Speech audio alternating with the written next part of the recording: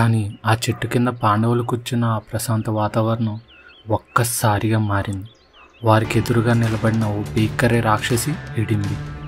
మొదట భయపెట్టింది, కానీ భీముని చూసిన ఆమె కళ్ళల్లో అపూర్వమైన భావం. అది కేవలం ఆకలి కాదు, ప్రేమ. ఆ రాక్షసి రూపం ఒక్కసారిగా మాయమైంది. దాని స్థానంలో కళ్ళు చెదిరే అందమైన యువతి. ఆమె భీముని ముందు నిలబడి ఆకర్షణీయమైన స్వరంతో పలికింది, ఓ భీమా, నువ్వు నాకు నచ్చావు. నిన్ను పెళ్లాడాలని ఉంది. ఈ అడవికి మా అన్నయ్య పెద్ద రాక్షసుడు. నువ్వు అంగీకరిస్తే అతడి బారి నుండి నిన్ను తప్పించి దూరంగా వెళ్ళి ఆనందంగా జీవిద్దాం అని కోరింది హిడింబి. కానీ ధర్మమే ఊపిరిగా బతికే భీముడు ఒక్క క్షణం కూడా ఆలోచించలేదు. నా తల్లి తమ్ములను వదిలి నేను నీ వెంట రాలేను అని దృఢంగా తిరస్కరించాడు. వారి సంభాషణ అలా జరుగుతుండగానే ఆ అడవి తత్తరిల్లింది. భీకరమైన అరుపులతో హిడింబి అన్నయ్య హిడింబుడు అక్కడికి దూసుకొచ్చేశాడు.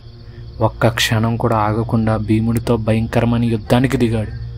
ఆ యుద్ధ శబ్దాలు నిద్రపోతున్న కుంతీదేవిని, మిగిలిన నలుగురు పాండవులను నిద్రలేపాయి. కళ్ళు తెరిచి చూసిన అర్జునుడు భీముడికి హెచ్చరిక పలికాడు, భీమా, ఇది రాత్రి సమయం. రాక్షసులు శక్తులు బలపడే వేళ. త్వరగా వాణ్ణి అంతం చెయ్యి. అంతే. ఒక్కసారిగా భీముడు హిడింబిని పట్టుకుని ఆకాశం దత్తరిల్లేలా గాలిలో గిరాగిరా తిప్పి నేలకేసి బలంగా కొట్టాడు. హిడింబుడు అంతమయ్యాడు. హిడింబి ప్రేమ కోసం తన సొంత అన్నను కోల్పోయింది.